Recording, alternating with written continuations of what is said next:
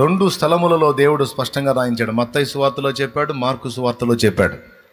మీరు ప్రార్థనలో అడుగు వాటి నెలను పొంది ఉన్నామని నమ్ముడి, అప్పుడు అవన్నీ మీకు దొరుకునని మీతో నిశ్చయముగా చెప్పుచున్నాను అన్నాడు. మార్కు సువార్త 11వ అధ్యాయము తీస్తారా బైబిల్ గ్రంథంలో? ప్రార్థనలో మీరు అడుగు వాటి నెలను పొంది ఉన్నామని నమ్ముడి, అప్పుడు అవి మీకు దొరుకునని మీతో నిశ్చయముగా చెప్పుచున్నాను. 11వ అధ్యాయం 24వ వచనం చూడు. అందుచేత ఎందుచేతనో పైన చెప్పాడు 23లో. ఎవడైనను ఈ కొండను చూచి నీవు ఎత్తబడి సముద్రంలో పడవేయబడమని చెప్పి తన మనస్సులో సందేహింపక తాను చెప్పినది జరుగునని నమ్మిన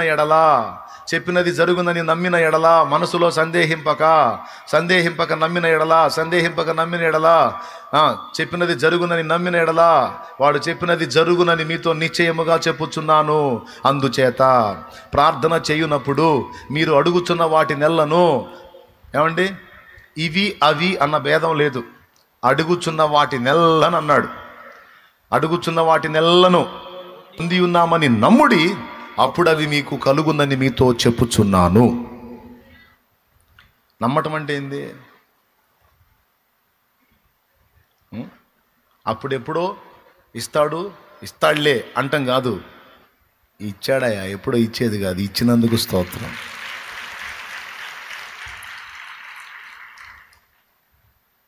ఇచ్చినందుకు స్తోత్రం.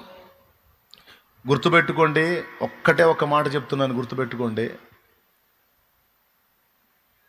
నువ్వు ఎప్పుడైతే నీ హృదయంలో దేవుని ఎడల ఆశ కలిగి నువ్వు వాంఛిస్తావో, నువ్వు నీ మాటలో దేవునికి తెలియజేస్తావో, అది నీ ఆత్మలో నుండి కానీ, పెదవుల నుండి కానీ, హృదయంలో నుండి కానీ, మనస్సు నుండి కానీ దేవునికి నీ మనవులు తెలియజేస్తావో ఆ దినమందే అవి దేవునికి వినబడతాయి. నువ్వు అనుకుంటుండొచ్చు, నేను రోజు గోజాడి ప్రార్థన చేయాలి, రోజు చేస్తా ఉంటే లైన్ కలుపుతా ట్రై చేస్తా ఉంటే ఎప్పటికో ఫోన్ కలిసిద్ది అన్నట్టుగా ఈ ఫోన్ ప్రాబ్లం దేవుడికి లేదు.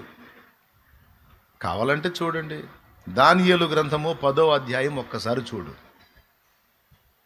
దానియేలు గ్రంథము 10వ అధ్యాయం ఒక్కసారి చూడు. చాలా అద్భుతమైన మాట ఉంది, అండర్లైన్ చేసుకోండి.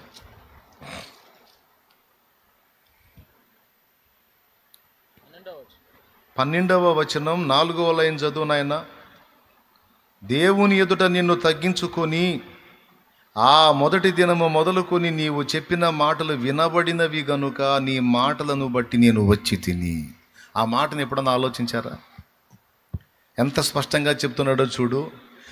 ఇదిగో దానియేలు, భయపడకుము, నీవు తెలిసి కొనవలెనని నీవు మనస్సును అప్పగించి దేవుని ఎదుట నిన్ను తగ్గించుకొనిన ఆ మొదటి దినము ఆ రోజే,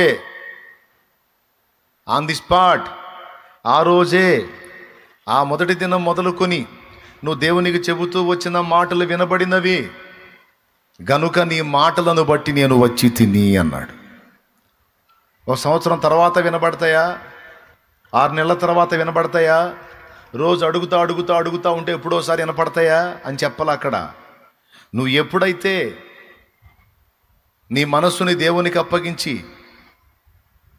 నిన్ను నువ్వు తగ్గించుకొని నీ మాటలను తెలియజేశావో దేవునికి, ఆ రోజే దేవుని దగ్గరికి వెళ్ళిపోయినాయి. ఆ రోజు నుంచి ఈ రోజు దాకా నువ్వు మాట్లాడే మాటలు అన్నీ అక్కడ వినబడతానే ఉన్నాయి.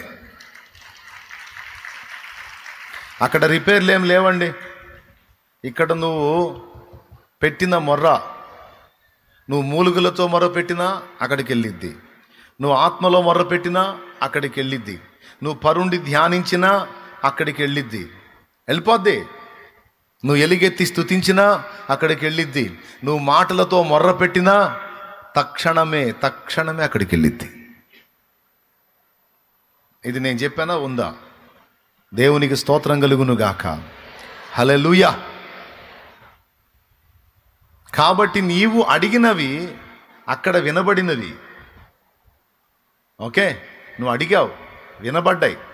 కానీ నీకు జవాబు రావడానికి కొన్ని కారణాలను బట్టి ఆలస్యం కావచ్చు, కొన్ని వెనువెంటనే జరుగుతాయి, కొన్ని కారణాలను బట్టి ఆలస్యం అవుతాయి. ఉదాహరణకి నువ్వు ఒక వస్తువు అడిగావు. నువ్వు అడిగినప్పుడే దేవుడు ఆమెన్ అంటాడు. అది నీ క్షేమకరమైందై, నీకు ఆశీర్వాదకరమైందై, శుభప్రదమైందై, నీకు దీవెనకరమైతే నా తండ్రి, మనమంటే పిచ్చి ప్రేమ కదా, పిచ్చి ప్రేమ మనమంటే, ఆమెన్ అంటాడు, అగునుగాక అంటాడు. అన్న వెంటనే జవాబు ప్రారంభమైద్ది. అర్థమైందా? దీన్ని ఈజీగా మీకు అర్థం అవడానికి చెప్పాలంటే, నా పెద్దోడు ఒకసారి సైకిల్ అడిగాడు. ఒకసారి శాంతినగర్లో ఉన్నప్పుడు సైకిల్ అడిగాడు. దాన్ని ఇస్తానో ఇవ్వనని నేను చెప్పలా. వాడు అడిగాడు, నేను అక్కడ ఆర్డర్ చేశా. అడిగినప్పుడే ఏ టైపుది కావాలి, ఎలాంటిది కావాలని కనుక్కొని వాడికి ఏది క్షేమకరమో దాన్ని ఎంపిక చేసి దాన్ని ఆర్డర్ చేశా. వాడు చెప్పిన రోజే ఆర్డర్ చేశా. అయితే టైం తీసుకుంది. ఆ సైకిల్ అంటే కొద్దిగా ఒక 4 రోజులు పట్టిద్దండి, తెప్పిద్దాం, మీరు చెప్పారుగా తెప్పిద్దాం అన్నాడు. తెప్పించండి అన్నాను. ఇప్పుడు కంపెనీ వాడు తెప్పించాలి కదా దాన్ని. తీసుకొచ్చిన తర్వాత మళ్ళీ సైకిల్ ఎట్టొచ్చో తెలుసా? రెడీ అయ్యి రాదు, విడి పార్ట్స్ వస్తాయి, వాటన్నిటిని బిగిస్తాడు.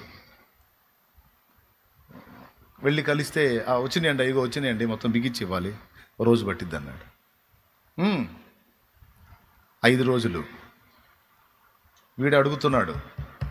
వీడు డౌట్ అయింది, మా అయ్య ఇంటనాడా ఇంటలేదా, మా నాన్న ఇంటనాడా ఇంటలేదా, జవాబు ఇస్తాడో ఇవ్వడో, తెస్తాడో తేడో అడుగుతున్నాడు. వాడు నాకు ఆ విషయం తెలియజెప్పిన మొదటి దినమందే వాని ప్రార్థనకు జవాబు వచ్చింది. దేవునికి స్తోత్రం. తండ్రిగా వాడు నాకు మొరపెట్టాడు, నేను వాడికి ఆన్సర్ స్టార్ట్ చేశాను. అయితే ఇప్పుడు వెంటనే ఇలా అని తీసుకొచ్చి ఇవ్వలేను, వాడికి ఆ వస్తువు రెడీ కావాలి, దానికి టైం తీసుకుంటుంది.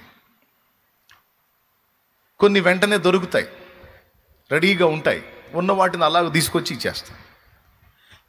కొన్ని ఏమో రెడీ కావాలి, 5 రోజులు టైం పట్టింది. తర్వాత తీసుకొచ్చి సైకిల్ ఇంటికాడ పెడితే వాడు ఆశ్చర్యపోయాడు.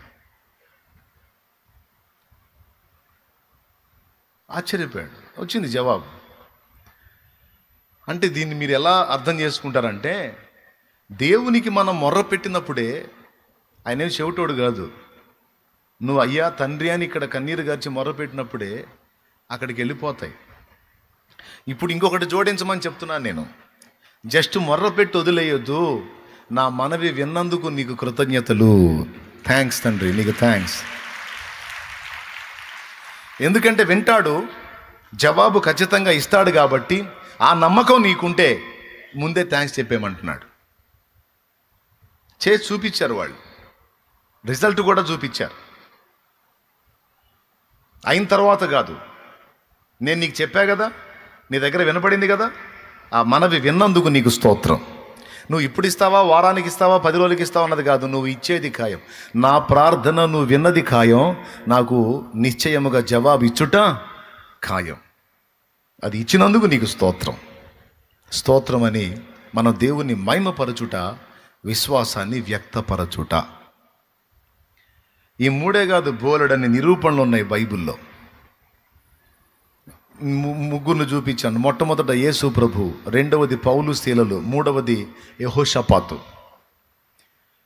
ఇక్కడైతే యుద్ధంలో జయం వచ్చినాక మ్యూజిక్ వాళ్ళు ఎదురెళ్ళి వాళ్ళని తీసుకొస్తారు, ఆహ్వానించుకుంటా, గణపరుచుకుంటా దేవుణ్ణి జయమిచ్చినందుకు. కానీ ఇక్కడ యుద్ధానికి పోయేటప్పుడే గాయకుల్ని, వాయిద్యగాండ్రను ముందు పెట్టుకొని వెనక ఆయుధధారులను పెట్టుకొని పోయాడు ఆయన. పోతే యుద్ధం జరగల. అసలు యెహోవా శత్రువుల మీద మాటుగాండ్రను పెట్టాడు గనుక వాళ్ళు హతులైపోయారు. ఇక వీళ్ళ పని ఏందిరా బాబు అంటే, కాలిపోయి వాళ్ళని దోచుకొని రావటమే. ఇప్పుడు ఇలాంటి ప్రయత్నాలు చూసే వాళ్ళకి వెర్రితనంగా అనిపిస్తాయి, అనిపించవా? విశ్వాసంతో కొన్నిసార్లు మనం చేసే ప్రయత్నాలు, మాట్లాడే మాటలు, వేసే అడుగులు కొంతమందికి వెర్రితనంగా అనిపిస్తాయి. వాళ్ళు పిచ్చి అనుకుంటారు, వీళ్ళు పిచ్చి అనుకుంటారని నువ్వు పిచ్చోడి కావద్దు. నువ్వు విశ్వాసివి, నువ్వు దేవుని యందలి విశ్వాసం ఉంచిన వాడి, నువ్వు దేవుని నమ్ముతున్న వాడివి. కాబట్టి ఎవడు ఏమనుకున్నా నాకు అనవసరం, నేనైతే నా దేవునిని స్తుతిస్తాను. 4వ నిరూపణ మీకు బైబిల్లో, ఎరికో గోడలు కూలిపోయిన తర్వాత వాళ్ళు స్తుతించారా? స్తుతించిన తర్వాత కూలినియా? అయిపోయింది. ఇవన్నీ మీకు తెలియనివా? ఇవన్నీ మీకు తెలియనివా? స్తుతించక ముందు అవి కూలలేదు, స్తుతించిన తరువాత అవి కూలినాయి. స్తుతి ముందు, అవరోధాలు తొలగుట అనేది తర్వాత. అందుకే దీన్ని బట్టి మనకు గ్రహించాల్సింది ఏంటంటే, కార్యం జరిగినప్పుడు కాదు, కార్యము జరగక మునిపే మన విశ్వాసాన్ని ప్రదర్శించాలి. నా భర్త త్రాగుబోతుగా ఉన్నాడు ప్రభువా, అతన్ని దర్శించి మార్చయ్యా అంటాం వేరు. రోజు మోకాళ్ళుని నీవు అతన్ని దర్శించి అతనితో మాట్లాడి అతన్ని మార్చినందుకు నీకు స్తోత్రాలు, స్తోత్రాలు, స్తోత్రాలు, స్తోత్రాలు, స్తోత్రాలు, స్తోత్రాలు, స్తోత్రాలు, స్తోత్రాలు, స్తోత్రాలు, స్తోత్రాలు, స్తోత్రాలు రోజు స్తుతించటం వేరు. నా కుమారుడు త్రాగుబోతుగా ఉన్నాడు ప్రభువా, వాడు చెడిపోయిన కార్యాలు చేస్తూ ఉన్నాడు ప్రభువా, శాపగ్రస్తుడిగా ఉన్నాడు, నీవు వాడిని దర్శించి వాడితో మాట్లాడి వాని జీవితాన్ని మార్చి అనేకులకు ఆదర్శప్రాయంగా వాడిని నువ్వు చేసి నిలబెట్టినందుకై స్తోత్రాలు, స్తోత్రాలు, స్తోత్రాలు, స్తోత్రాలు. ఇకదే పని రోజు. వాడిని నీ కొరకు ఒక సాక్షిగా చేసుకున్నందుకు స్తోత్రాలు, స్తోత్రాలు, స్తోత్రాలు, స్తోత్రాలు, స్తోత్రాలు, స్తోత్రాలే. ఇక స్తుతే. నమ్మకపోతేనేమో మొర్ర, నమ్మితేనేమో ఇక మొర కొంతవరకే ఉంటుంది, తర్వాత ఇక స్తుతి స్టార్ట్ అయింది.